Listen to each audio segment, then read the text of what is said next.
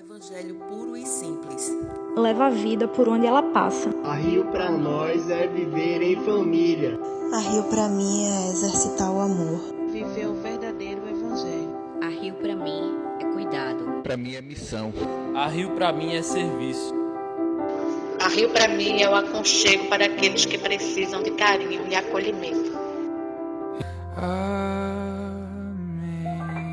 Sejam todos muito bem-vindos. Eu louvo a Deus pela vida de cada um de vocês. Eu estou muito feliz de iniciar essa nova série. Deus tem abençoado muito a nossa comunidade. Nós temos visto os milagres de Deus.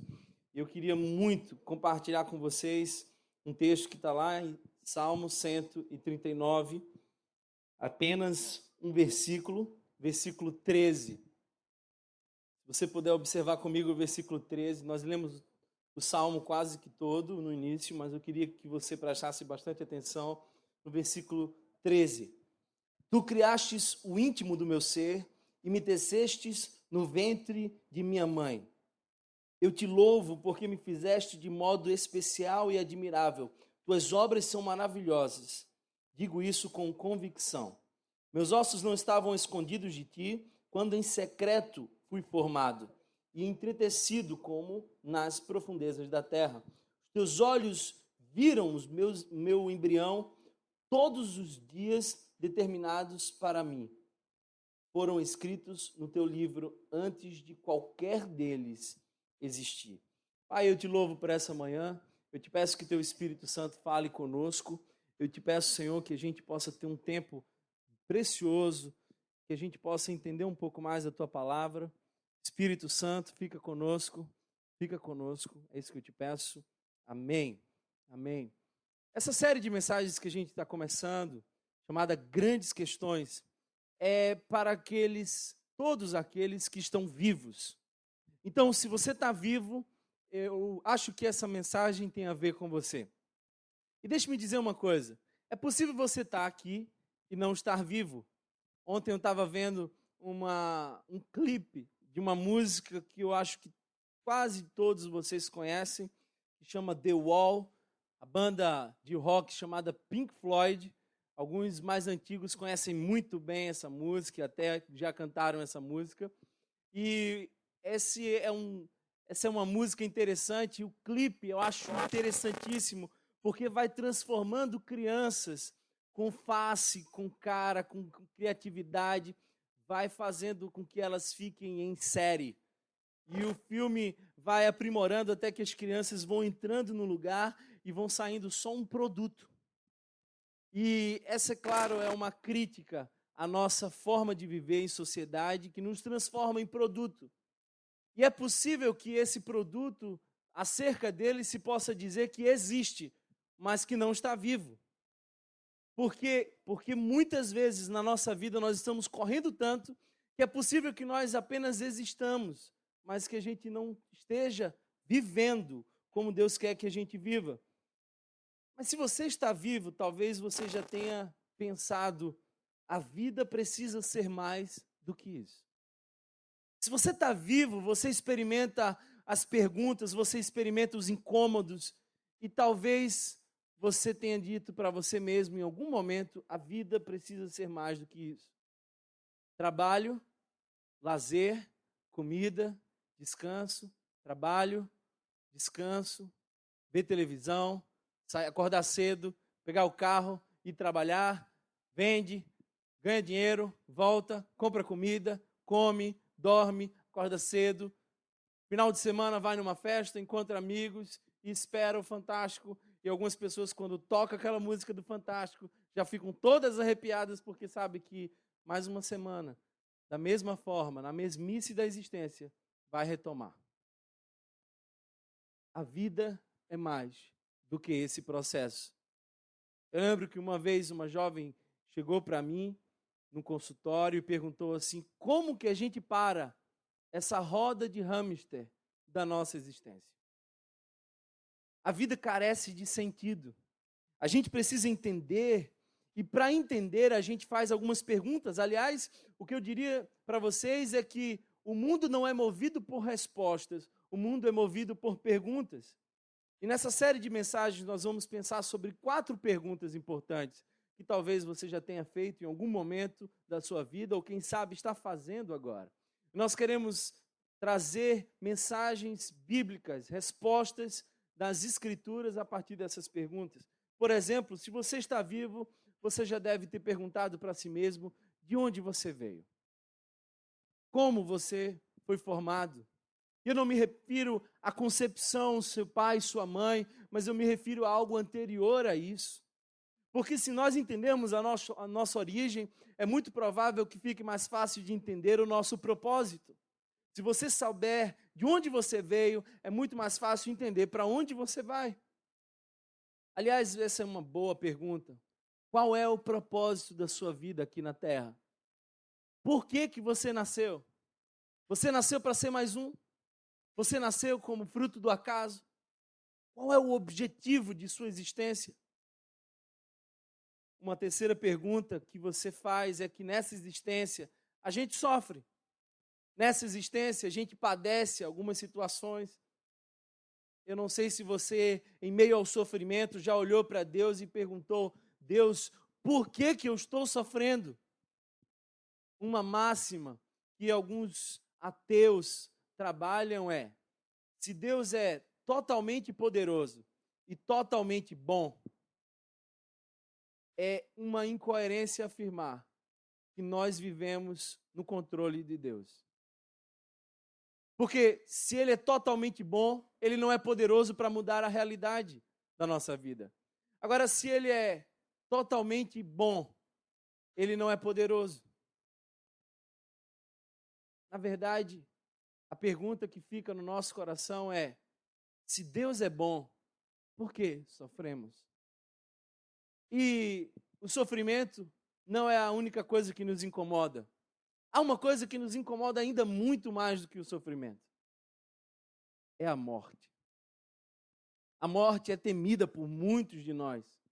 A nossa relação com a morte, o humano lida com a morte de forma muito angustiante. A gente não consegue enxergar o fenômeno como algo natural, é o ponto final de um livro, é a última palavra do capítulo. A gente não consegue entender que todas as coisas têm o seu final, inclusive a nossa existência. A morte nos angustia. Sabe por que a morte nos angustia? É porque realmente ela não é o ponto final. Para onde nós vamos depois da morte? Se você saísse daqui hoje e que Deus te livre disso acontecer, mas um carro te pegasse do outro lado da esquina, para onde você iria? Algumas pessoas chegam a dizer o seguinte: eu acho que eu iria para o céu porque eu sou uma pessoa boa. Será mesmo que esse teu raciocínio lógico está correto? Será que o céu vai ser dado a você conforme as tuas obras? Eu queria pensar com vocês nessa série sobre essas 4 mensagens. De onde venho? Qual o propósito da minha vida? Se Deus é bom, por que eu sofro? E onde eu estarei depois da morte? Eu queria iniciar dizendo para vocês que essas são questões humanas, não religiosas. As religiões tentam responder essas questões, mas essas são questões humanas.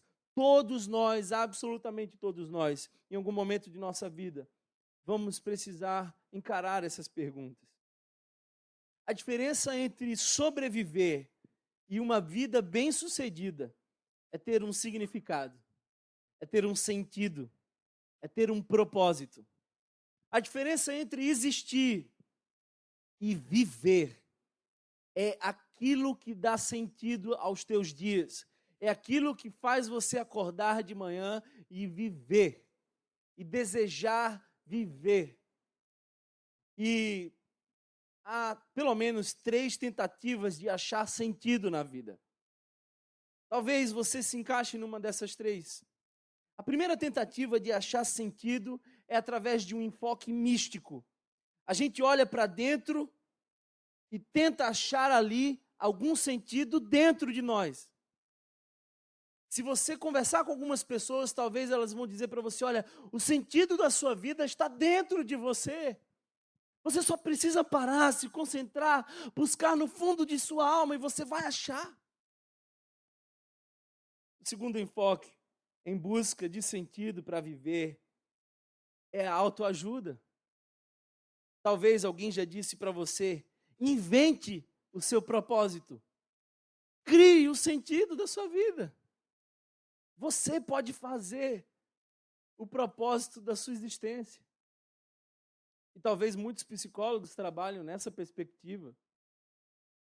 Mas eu queria dizer para vocês que essa também é uma perspectiva vacilante. Uma terceira perspectiva é a filosófica. Essa é mais concreta. A perspectiva filosófica, o enfoque filosófico é na vida não há sentido. A última instância na filosofia é dizer não achamos o sentido da vida. É isso que Sartre diz, por exemplo. É isso que nós vemos nos filósofos existenciais. Eles buscam e não há sentido na vida nenhum. Aliás, um filósofo chamado Albert Camus disse o seguinte, esse é o ponto de partida. O que ele diz é que a coisa mais importante, a pergunta mais profunda que se pode fazer é por que eu não me mato? Por que eu não me mato? Se não há sentido na vida, talvez o suicídio seja a coisa mais relevante para nós. Aliás, eu não sei se você sabe, a mídia não divulga isso, para que esse não torne-se um fenômeno em massa, mas os índices de suicídio crescem assustadoramente. Jovens pulam dos prédios, como o Cefit, na Federal, em busca de sentido, dão de cara com nada, e não suportando o vazio da existência, lançam-se do 13º andar. Onde está o sentido da vida? Na verdade, esses enfoques têm um só problema. Eles partem do ponto de vista errado. O pressuposto deles está equivocado, porque todos eles estão perguntando ao próprio homem ser vivente e não aquele que fez o homem. De forma que se você quer entender qual é o sentido da vida, se você quer entender por que você foi feito e como foi feito, você não tem que perguntar à criatura, você tem que perguntar ao Criador. Russell, filósofo ateu, disse a seguinte frase: a menos que se considere a existência de Deus, a busca do propósito de viver não tem nenhum sentido. Esse é um ateu olhando para a vida, entendendo que se Deus não for considerado, não há sentido. É a angústia do vazio. Ou como disse um filósofo, é a insustentável leveza do ser. E aí, para onde nós vamos? O propósito da tua vida excede em muitos os seus feitos, a tua tranquilidade, a tua felicidade, a tua família, a tua carreira, os teus sonhos. Se você deseja saber como veio parar nesse planeta, você deve começar perguntando a quem fez você. Deus, tu me criastes do íntimo. Diz o texto que nós lemos agora, tu me criastes. Eu ganhei na semana passada um presente. Eu estava chamando de tablet, mas eu fui corrigido inúmeras vezes para chamar de iPad. Fica mais moderno, fica mais, sim, né? A tablet parece um negócio... Enfim, eu ganhei esse tablet, iPad. E eu sei que ele tem muito recurso. Eu sei que ele pode fazer inúmeras coisas. Eu vi a apresentação, o slideshow dele, e os recursos são infinitos. Mas me deram na mão e disseram, usa. Ninguém parou para me ensinar. Eu não li o manual. O que acontece é de que, provavelmente, eu nunca vou usar muitos, ou talvez a maioria dos recursos disponíveis nesse aparelho. Porque eu não sei para que ele foi feito, eu desconheço os seus recursos, eu desconheço o seu propósito. Ontem eu fui com meu irmão Paulo comprar uma mesa de iluminação. E eu achei que aquele negócio fosse fácil. Então eu fui lá, perguntei, olha, o que a gente precisa para controlar a iluminação do palco? E alguém me disse assim, olha, você precisa de uma mesa chamada DMX. Eu disse, maravilha, deve ter na Rua da Concórdia. Cheguei, mesa, achei, promoção, desconto, maravilha, trouxe para cá. O que eu não imaginava é de que eu ia precisar de um manual, porque a mesa tem infinitos botões. E eu nunca mexi numa mesa. E aí eu fui consultar o manual, e o manual estava em inglês. E eu falei assim, talvez seja melhor ir descobrindo aos poucos, em vez de gastar muito tempo lendo em inglês. O que pode acontecer é de que eu nunca descubra exatamente para que alguns dos recursos foram feitos. Imagina você que um relógio de um sociólogo, de um antropólogo, acaba caindo no meio de uma tribo. Uma tribo que nunca viu um relógio de pulso. Eles acham aquela coisa bonita, mas eles não sabem para que serve. Eles não sabem como foi parar ali. Então eles pegam aquele relógio, prendem num lugar importante e começam a adorar o relógio. Porque eles não sabem por que foi feito, qual o propósito. Eles não conseguem discernir como foi parar ali, nem qual é o último fim daquilo. A nossa vida é exatamente assim. Se a gente precisa entender o nosso propósito, a gente tem que perguntar ao nosso Criador, a gente tem que olhar para trás e saber que foi Deus quem nos criou e nos fez a sua imagem e semelhança. A palavra diz em Gênesis que Ele nos fez a sua imagem e semelhança. Uma das coisas que eu acho incrível, e esse ano eu comecei a ler Gênesis novamente, aliás, toda a Bíblia, eu comecei a observar que na criação Deus faz tudo com o poder de sua palavra. Deus é um ser relacional. Ele em si já se relaciona, Pai, Filho e Espírito Santo, desde a eternidade. Jesus Cristo vem para nós na terra há 2000 anos atrás, mas desde a eternidade já existia. A Bíblia diz em Hebreus que ele foi imolado antes da fundação do mundo. Antes de Deus dizer haja luz, Deus tinha dito haja cruz. Eles se relacionavam, mas ele queria expressar o seu amor. E ele decide nos criar. Então ele cria a humanidade com as suas mãos. Todas as outras coisas ele cria com o poder de sua voz, mas ele decide tocar no homem. E ele faz com suas próprias mãos, porque Deus nos criou para um relacionamento com ele. Se você não ouviu nada do que eu disse até agora, acorde o seu irmão aí do lado, para que ele entenda muito bem o que eu quero te dizer. Deus criou você para um relacionamento com ele. Quando nós lemos em Gênesis, nós vemos que Deus vinha se relacionar com Adão e Eva. E todas as tardes eles tinham encontros. Deus é Deus de encontro. Deus é um ser tão poderoso que poderia viver plenamente sozinho, mas Ele decide relacionar-se conosco. E nos cria para o prazer de sua glória e para relacionar-se e mostrar para nós o amor. E é claro que o amor só brota no terreno da liberdade, então Ele nos dá a liberdade de escolher não amá-lo. Por que que Deus planta uma árvore no meio do jardim e diz, dessa árvore não comerás? Eu queria que você observasse a proporção.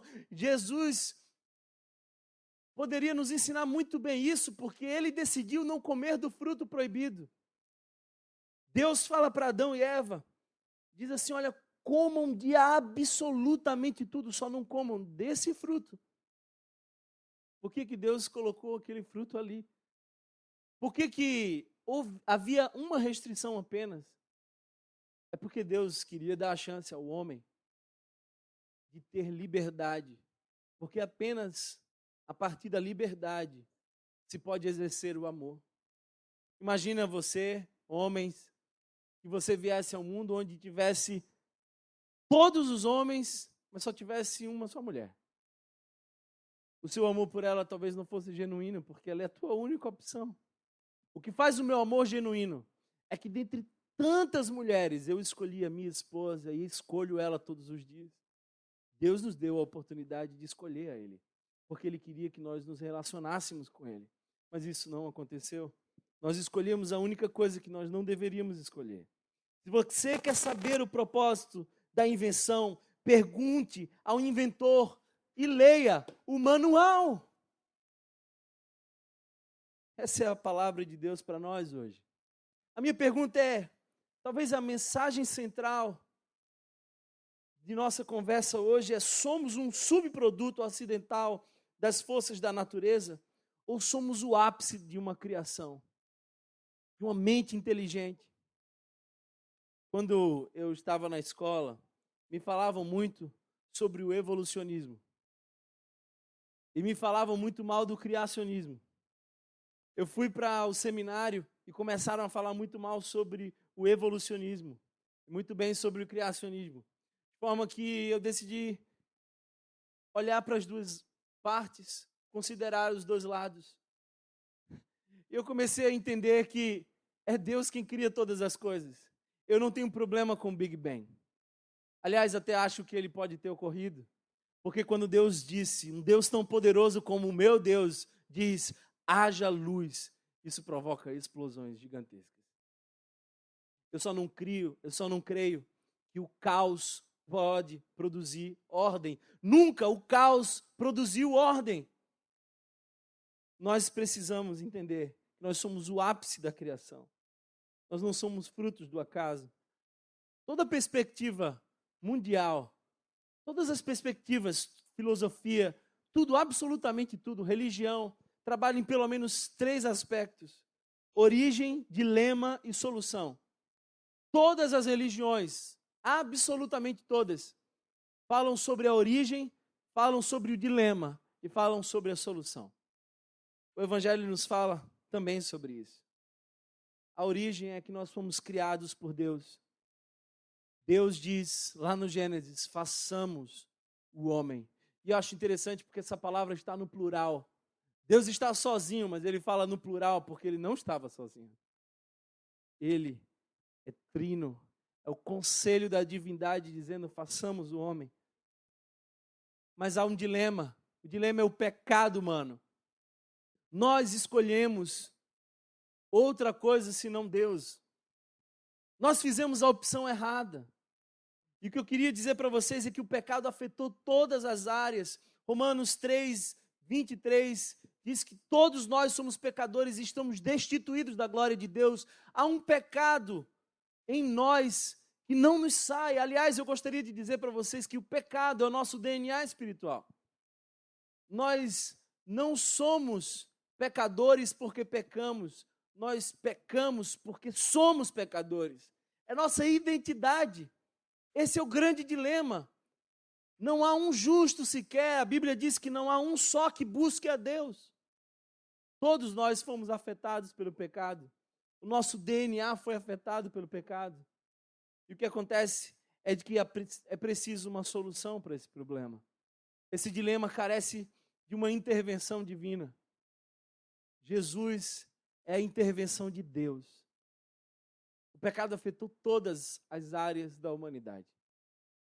A Bíblia diz que Adão foi chamado para ser o cultivador, o jardineiro da terra.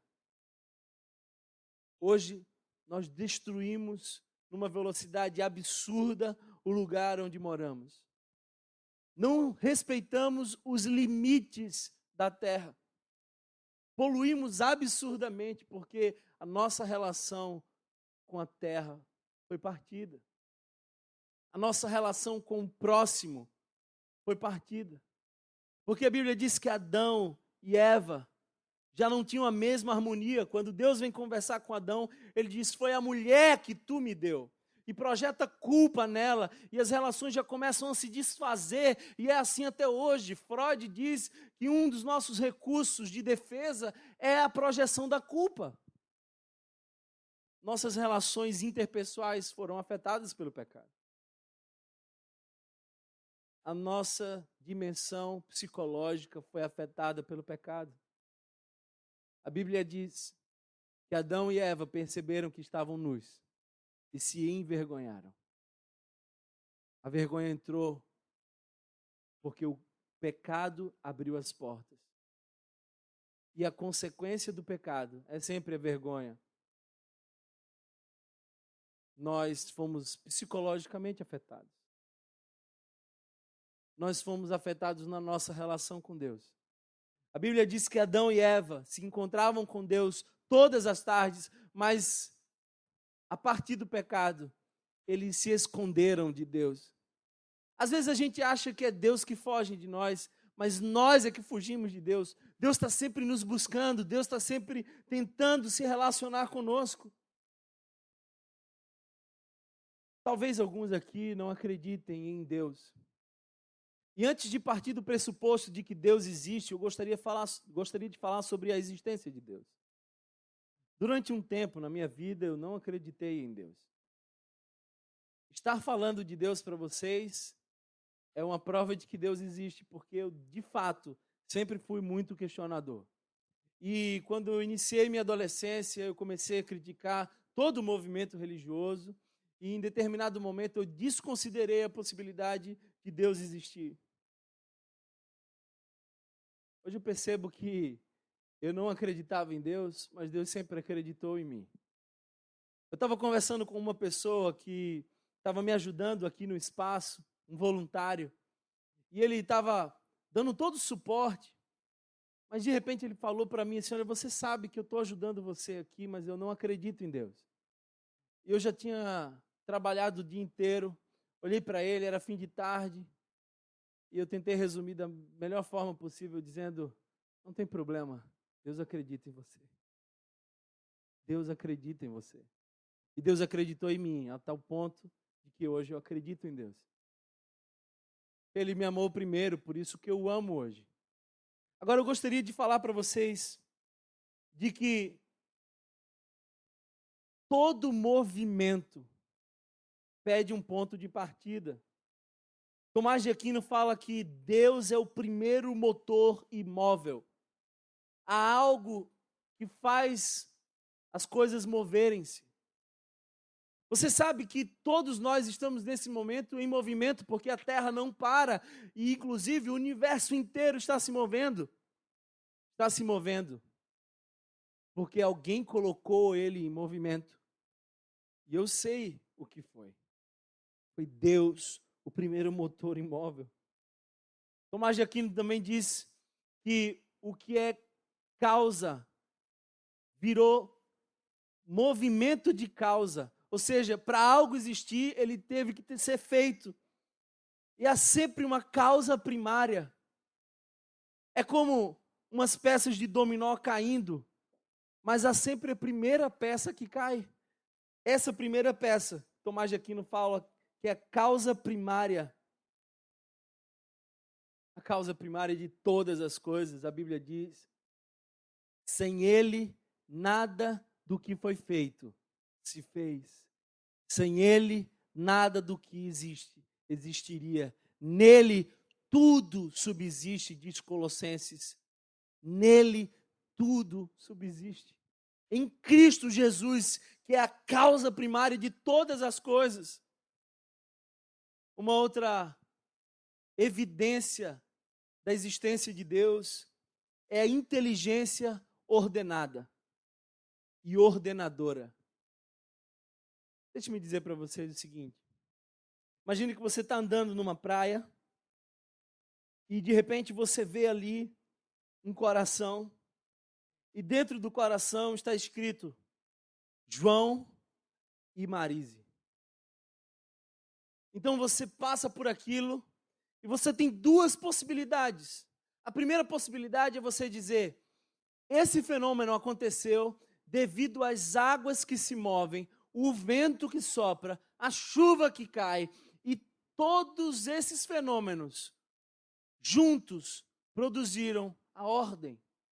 Então, esse desenho na areia da praia foi um fenômeno natural. A segunda possibilidade é você dizer: um casal apaixonado passou por aqui e intencionalmente fez tudo isso aqui.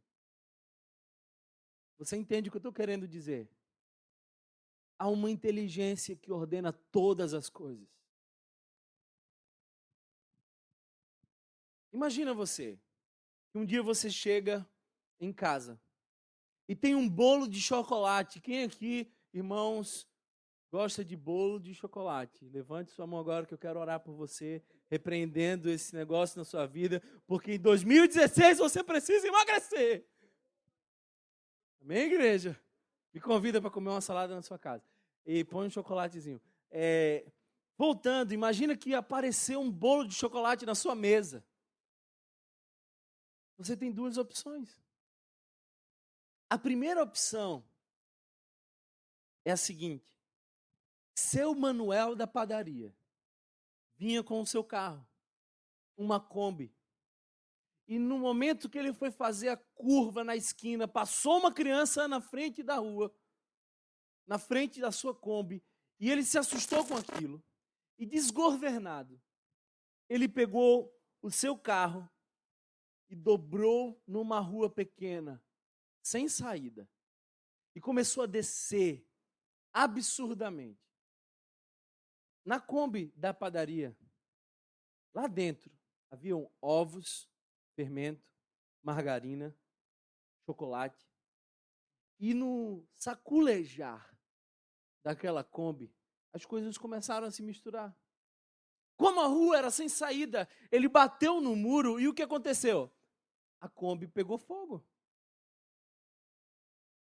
Chamaram os bombeiros e quando chamaram os bombeiros, abriram a Kombi e o que tinha dentro da Kombi? Um bolo de chocolate, mas ele não pode ficar dentro da Kombi, ele tem que ficar exatamente na sua mesa. Como isso surgiu? Claro, você era o vizinho da casa que foi atingida pela Kombi. Então o bombeiro pegou o bolo, invadiu a sua casa e colocou em cima da mesa e foi embora resolver o problema. Tiraram a Kombi de lá e você chegou do trabalho. Essa é a primeira opção. A segunda opção é minha mãe, que sabe que eu amo, minha esposa, e conhece o desejo mais profundo do meu coração, fez um bolo de chocolate para mim. A gente fica rindo, mas é exatamente isso. Acreditar que o universo é fruto do acaso, é acreditar que o caos pode produzir ordem. É isso que a gente ensina para os nossos filhos na escola. Nós estamos, na nossa geração, tentando remover Deus. E quando a gente remove Deus, fica um vazio. Eu quero confessar para vocês uma coisa. Eu não tenho fé para ser ateu. Para ser ateu é preciso ter mais fé do que para ser crente. Qual é o mais fácil? Acreditar que alguém intencionalmente fez o bolo? Ou acreditar nessa história toda de que o caos produziu ordem? Eu não sei se você entende a real dimensão do que eu estou querendo te dizer, mas se a Lua estivesse um pouquinho mais próxima da Terra, as águas do mar invadiriam a Terra. Se a nossa temperatura aqui na Terra fosse um pouquinho maior, inviabilizaria a nossa vida aqui na Terra. Se fosse um pouquinho menor, também. Eu não sei se você entende, mas a proximidade da Terra em relação ao Sol é perfeita. Se nós estivéssemos um pouco mais próximos, não haveria vida aqui nesse lugar. Se estivéssemos um pouquinho mais longe, isso seria um planeta congelado e também não poderia haver vida. Olha para a física e a física aponta para Jesus, porque nele todas as coisas existem e subsistem. Olha para a biologia e a biologia vai apontar para Jesus. O nosso DNA é uma prova disso. Uma célula do nosso corpo é equivalente a 8 bilhões de letras. 8 bilhões de letras. 500 milhões de palavras. 8.000 livros.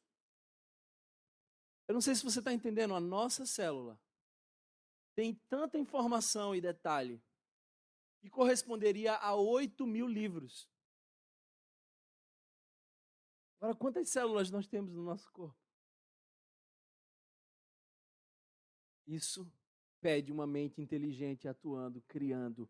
Tu me criaste, tu me formaste, desde o ventre da minha mãe. Essa semana eu tive o privilégio de ver o meu filho, que ainda está no ventre da minha esposa. E é sempre uma alegria ver essa criança surgindo, crescendo. E a minha doutora, a melhor doutora de Pernambuco e do Brasil, sem dúvida nenhuma, a melhor de todas. Doutora Janaína, por sinal, ela está aqui, é minha irmã. E ela me dá o privilégio de ver alguns detalhes. Ela começa a mostrar, olha o dedinho dele, olha o narizinho dele. Isso aqui é a pitoquinha dele. Quem está formando ele é Deus. Médico nenhum consegue explicar como que um bebê surge, a vida surge. Não se consegue fazer isso, porque é Deus, é obra divina. A palavra de Deus diz em Salmo 139, versículo 13, Tu criastes o íntimo do meu ser e me tecestes no ventre de minha mãe. Richard Dawkins, talvez seja o ateu que mais produz hoje material. Se você gosta de estudar um pouco sobre essa área, você sabe de quem eu estou falando. É o cientista que mais produz material hoje para ateus, contra a existência de Deus. Ele deixou escapar uma frase que eu achei muito interessante. Ele diz o seguinte: a biologia é o estudo das coisas complicadas que dão a aparência de haver sido desenhadas com um propósito. É o estudo das coisas complicadas que dão a aparência de ter sido desenhadas com um propósito. E foram desenhadas. Foram desenhadas pelo meu e pelo seu Deus.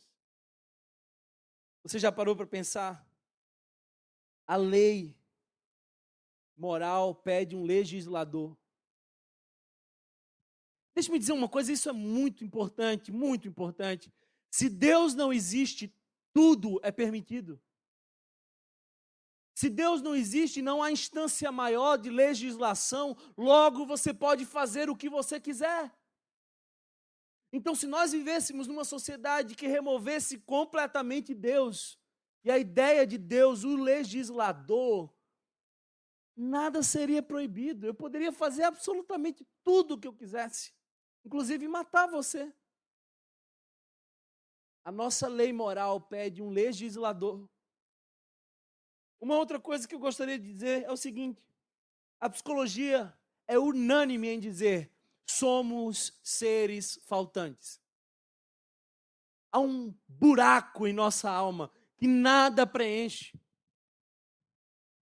O máximo que a psicologia consegue fazer é dizer: cuide desse buraco e acostume-se com ele, porque somos seres faltantes.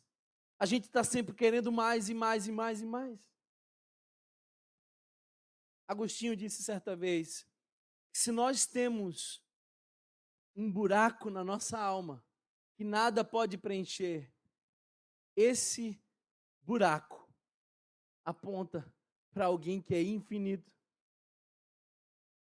Se dentro de nós há um vazio infinito, aponta para uma peça infinita que é Deus.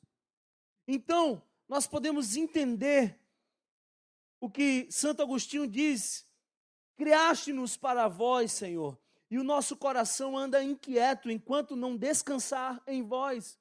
O nosso coração só consegue ser preenchido completamente em Deus. Nós vemos, por exemplo, que há um outro argumento, o argumento histórico. Se você chegar em qualquer tribo, absolutamente qualquer povo, o mais longínquo que seja, o mais distante que você possa ir, você vai chegar lá e vai se deparar com um povo adorando uma outra pessoa, uma outra criatura, porque o ser humano é um fenômeno antropológico.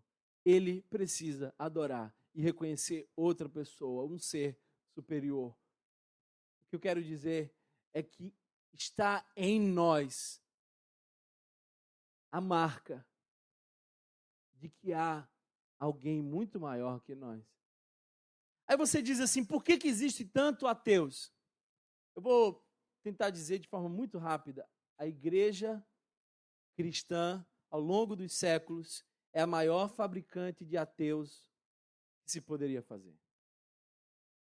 As pessoas não descreem em Deus, elas descreem no Deus que os hipócritas falam, porque falam e não vivem.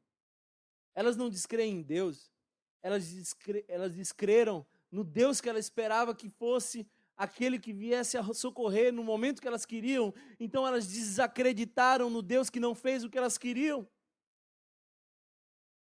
Elas não desacreditaram em Deus, elas só cansaram da religião. Existem muitos poucos ateus de verdade. Existem alguns ateus que só são os religiosos às avessas. Eles só não têm a prova, a experiência suficiente para acreditar em Deus. É por isso. Eu quero caminhar para concluir dizendo o seguinte. Você não é fruto de um acidente. Você foi criado com um propósito. Você foi criado com um propósito. Pode até existir pais por acidentes, mas não existe filhos por acidentes. É possível que você, sem esperar, torne-se pai. Mas o seu filho não foi acidente.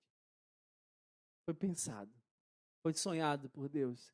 Desde a eternidade, Deus não deixa escapar uma só vida. Ele sonhou com você. Você foi criado com um propósito. Você é importante para Deus. Se Deus decidiu criar você, Deus criou você com uma importância, com um propósito, com uma missão. E a nossa próxima pergunta vai ser: qual a missão que Deus tem para mim? Se Ele desejou me criar, se Ele sonhou comigo, se Ele colocou as mãos na minha vida antes mesmo de eu vir a existir, se Ele me acompanhou, se Ele é a força motor de todas as coisas, por que Ele me fez? Uma terceira coisa que eu gostaria de dizer para você: trate bem a pessoa do seu lado, porque Deus também sonhou com ela. Deus planejou ela. Não existe absolutamente ninguém que Deus não tenha planejado. Então, quando a gente entrar na Funase e ver vários adolescentes que cometeram atos infracionais graves, a gente enxerga criaturas de Deus e os ama por serem criaturas de Deus. O Salmo 139 diz no início: Senhor, tu me sondas e me conheces. Sabes quando me assento e quando me levanto. Ele conhece você. Eu não sei como você chegou aqui, eu nem sei se você realmente acredita, mas Ele conhece você. O texto segue dizendo: as palavras ainda não me chegaram à boca e tu, Senhor, já conheces. Imagina, a oração que você ainda não fez, Ele já ouviu. Ele conhece você. Ele sabe o teu nome. Ele conhece suas dores. Ele tem profundo conhecimento de seus medos. Ele sabe como você chegou nessa manhã. Tu me sondas e me conheces, Senhor. Sabes quando assento e levanto. Esquadrinhas meu andar. As palavras ainda não me chegaram à boca e tu já conheces. Esse é o teu Deus. O texto segue. E o que se segue é no versículo 5. Tu me cercas por trás e pela frente e põe a tua mão sobre mim. Para onde poderei eu escapar do teu espírito? Para onde poderia fugir da tua presença? Se eu subir aos céus, lá estás. Se eu fizer a minha cama na sepultura, também lá estás. E se eu subir com as asas da alvorada e morar na extremidade do mar, mesmo ali, a tua mão direita me guiará e me sustentará. Ele está em toda parte. Ele está perto de você. Ele está perto de você.